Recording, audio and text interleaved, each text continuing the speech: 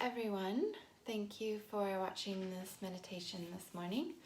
The wind is blowing quite a bit in where I am, so hopefully the door, there's a bunch of wind noises and the door is creaking a bit, so hopefully that won't distract you. This morning we are exploring guilt. Now there's definitely lots of different forms and levels of guilt.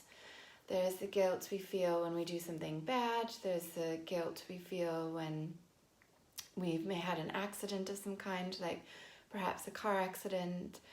And there's guilt also if we feel like we're letting somebody down, so saying no to somebody. And that could be in a work situation, a friend, maybe somewhere you volunteer, just anything like that. And that's the one that we're going to look at today. So the guilt when we say no to somebody, where we feel like we should have said yes. We probably have very good reasons for saying no, but that we feel like we're letting someone else down. So that's what we will be exploring today. So as we're warming up the body, I'm not sure if you want to come up with a situation. I will give an example. A lot of people do not like public speaking or doing presentations. So sitting in a room full of people and having to speak or to represent maybe the organization you're with is quite fearful. And so if we don't want to do that, if we're not ready yet to do that, because I have felt like that in my life, and towards the end of my old career, I used to do quite a few presentations for larger audiences, and of course I would get nervous, but I actually quite enjoyed being able to share my knowledge with others. So getting into that point is a different issue. But right now, if you're at that stage where it's not, where you feel guilt for saying no, that you should be doing something, and that's what we're looking at right now. So if you have a current situation or a situation in the past, maybe it's good to explore things in the past, because we can do them differently, especially if maybe we still feel guilty for saying no about something, and that's totally normal. So if we that's what meditation is about. Some meditations, especially in the monasteries, are about like looking at pretty much all of life that you can remember up until the present day, and what that helps us do is remind us of the impermanence, so that things will always change. Okay. So if we just move the body around a bit, just start by moving the lower spine or the shoulders. Maybe if we place the hands close on the hips, the knees, rolling around. And you don't have to make the movements I'm making. If there's something else that would feel better, switching directions, then be my guest and go ahead and make what I'm just doing movements that feel good for my body. So that's what it's asking me for today, and you're welcome to do the same. And rolling the head. And as I always say, there's no need to sit up with a straight back during meditation. You can sit in a chair, you can lie on the ground. If you're feeling a bit lazy and sleepy, there's nothing wrong with doing it from the bed. So all of these different choices are okay. And moving the shoulders up. And changing directions. Placing the hands on the knees and drawing the back towards the back of the room. Dropping the head. Opening the chest, lifting the head back, opening the shoulders, squeezing those shoulder blades together, and coming back. And forward. Okay. All right, as we settle into whatever comfortable position that we're in, and knowing that also this, we're not in school, we're not even physically present, so move. If it's really uncomfortable, move, because otherwise the mind is going to focus on the uncomfortable bits, and just take a little jiggle or move the legs or do whatever you need to do, as long as it's not constant motion as we're meditating, that would be helpful. So closing the eyes or finding a soft gaze in front of you, I'm going to recite the 4 immeasurables to generate compassion and love for all beings, which is, as I've discussed in previous meditations, having compassion is really the meaning of life, is the way that we get away from our ego, that we let go of anger, that we stop becoming attached to people and objects. May all beings have happiness and the cause of happiness. May they be free of suffering and the cause of suffering. May they never be dissociated from the supreme happiness, which is without suffering. May they remain in boundless equanimity, free from attachment to close ones and rejection of others.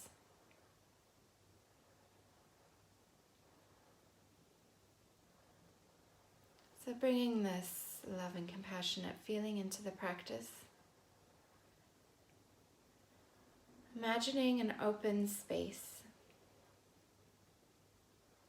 Relaxing the mind. Allowing it to receive any lessons we may learn from today's meditation practice. The open space can be a big field, a hill, a mountaintop, a desert, or the sea.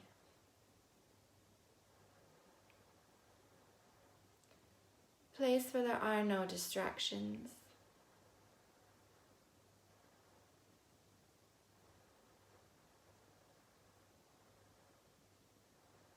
A place where nobody is going to ask us to do anything. There's nobody around.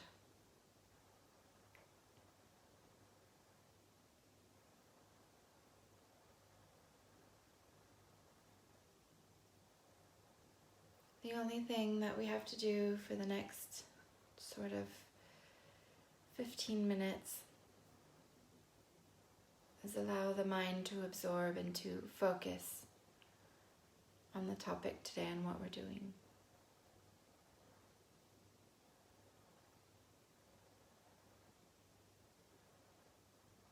As we inhale, imagining a white light full of peace, full of serenity, full of compassion, happiness. Exhaling a black cloud of all of the disturbing thoughts, tension, any stress that's bothering us.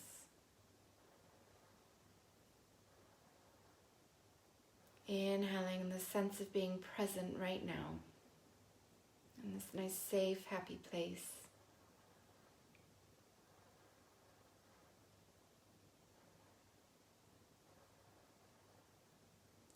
Exhaling out black smoke.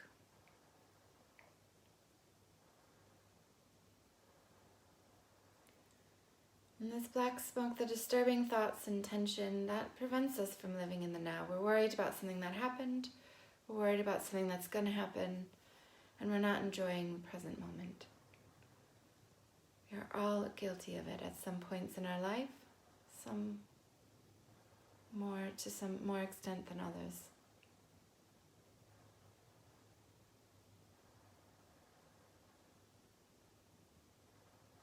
As we breathe in this white light, feeling the body relax, exhaling the shoulders come down, feeling a sense of lightness as we breathe out the smoke of tension, stress, unpleasantness.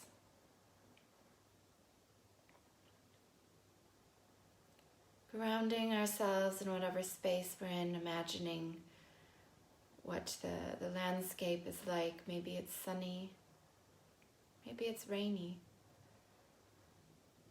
How does it feel? Are we warm, cold? What are we sitting on? Are there any smells? Any sounds of birds or waves crashing, or maybe other animals?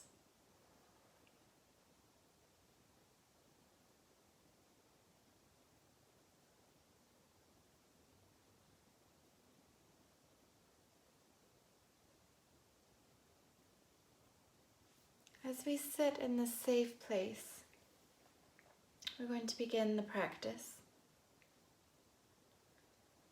starting to reflect on the situation that we feel guilty about saying no.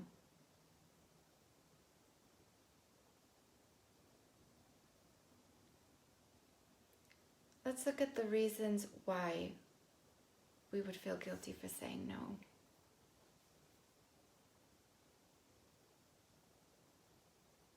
Is it a fear of disappointing others? Is it a fear of what they may think of us?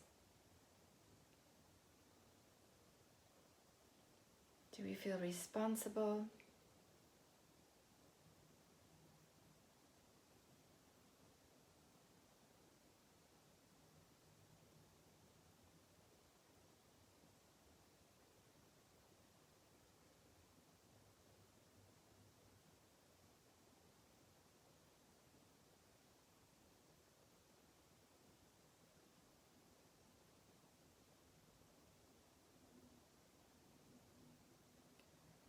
The mind wanders, bringing it back to the open space, the safe place we've created. Coming back to the question of why is it that we feel guilty?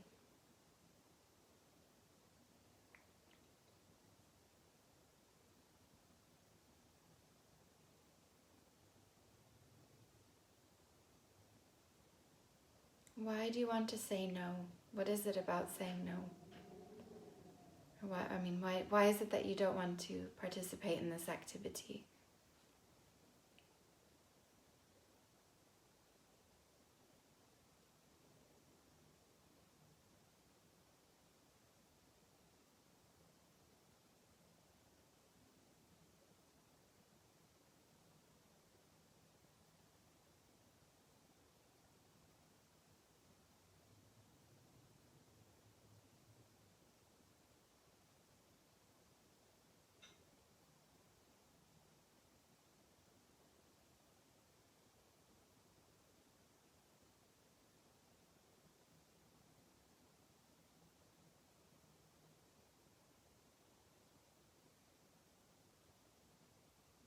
And as we look at the reasons of why we want to say no, maybe we can find some traits or something that we want to work on. Maybe it's because we don't feel confident enough. So that's for another time to put in your rucksack that we're going to take with us away from this space. Maybe something you can think about. That's something you want to work on. And coming back to the reasons for feeling guilty. So if it's because we're afraid of letting somebody down, let's look at how realistic that is. Is that only in our minds? Maybe we're a person that tends to agree to do these things. And we feel if we don't do it, nobody else will. And discover the likelihood of that. Maybe because, like for instance, maybe you're always asked because you've always been doing this. So maybe there isn't another person that has been approached or been able to speak up and say that they would be interested in doing that project. Of course, I've given an example from kind of my life, but you can tailor my words to whatever situation that you're meditating upon today.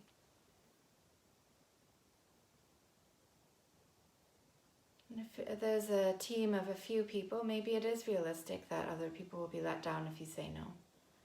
Then again, coming back to the reasons, maybe it's about time obligations. Maybe it's about, the stress levels in your life right now, you can't handle it. That's perfectly acceptable. If we don't take care of ourselves, we can't take care of others. And if it's a bigger group of people, with other people who could, volunteer or do this project, I think, is it really realistic that you are the only person that can do this? You won't be letting people down. Change the perspective and say, I'm saying no because I would like to open up the opportunity for somebody else to have it. And instead of those feelings of guilt, there's feelings of compassion, there's feelings of sharing experiences, good experiences with other people, or maybe for them it would be stressful too, but that's a learning curve. And it's very healthy to step outside of our comfort zone.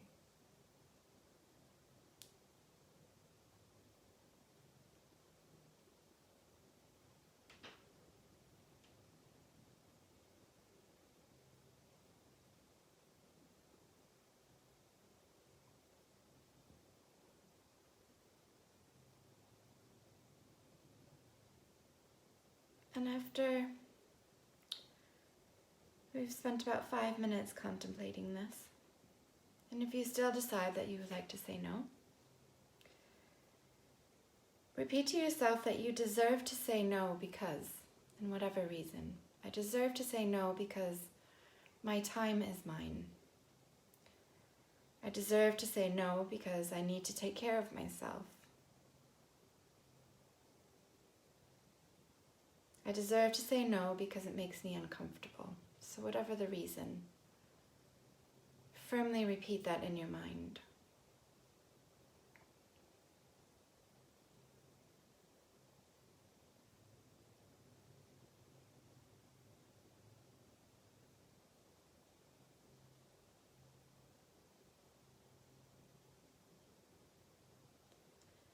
Imagine a circle of light around you that prevents any feelings of guilt from arising.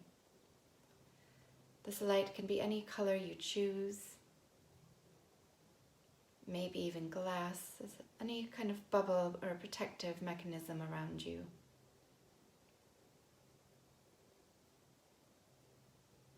And imagine this person has asked you to do whatever it is, and you say no. And any of these feelings of guilt are stopped from this bubble. Why? Because I deserve to say no because whatever reason you gave.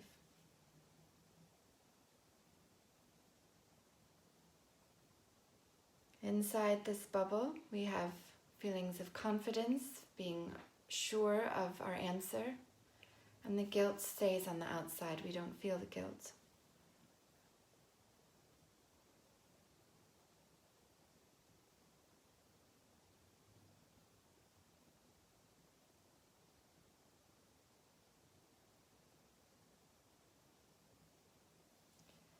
At any time you find yourself in a situation where you're being asked something you don't want to do, and take some time to think about it. That's I'm going into the psychology of how to deal with things.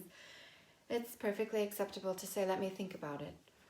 And as you think about it, you could possibly do this meditation again, or you could do the create that bubble or the light around you and keep the feelings of guilt on the outside. So that light, any guilt, the light will burn off before it comes inside.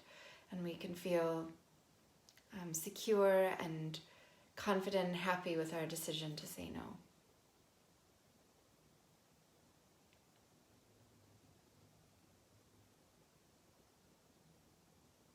Maybe even putting a gentle smile on our face.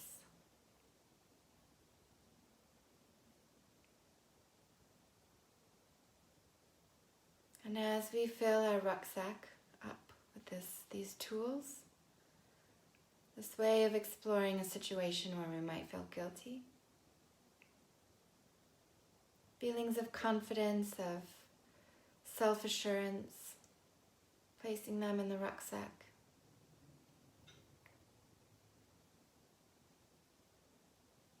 As the practice comes to an end, coming down the mountain, or away from the field, the sea or the desert, back into reality, or shall I say the reality that we create. Everybody's reality is different. We're coming back to a job, our loved ones, our responsibilities.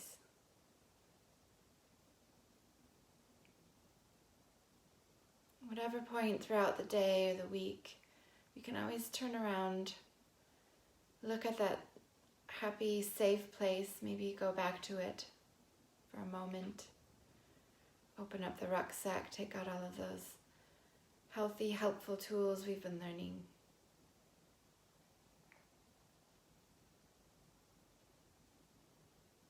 If the eyes were closed, slowly opening the eyes, becoming aware of the surroundings around us. And dedicating this practice to someone else or ourselves that might need any of the feelings that we generated today, or that might need some extra compassion or strength.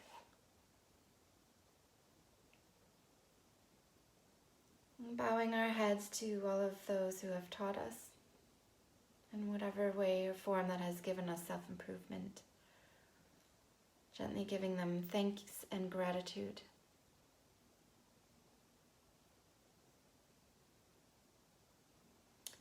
And I thank you very much for allowing me to share what I know and what I've learned onto you. Hope you have a nice day, and thank you again.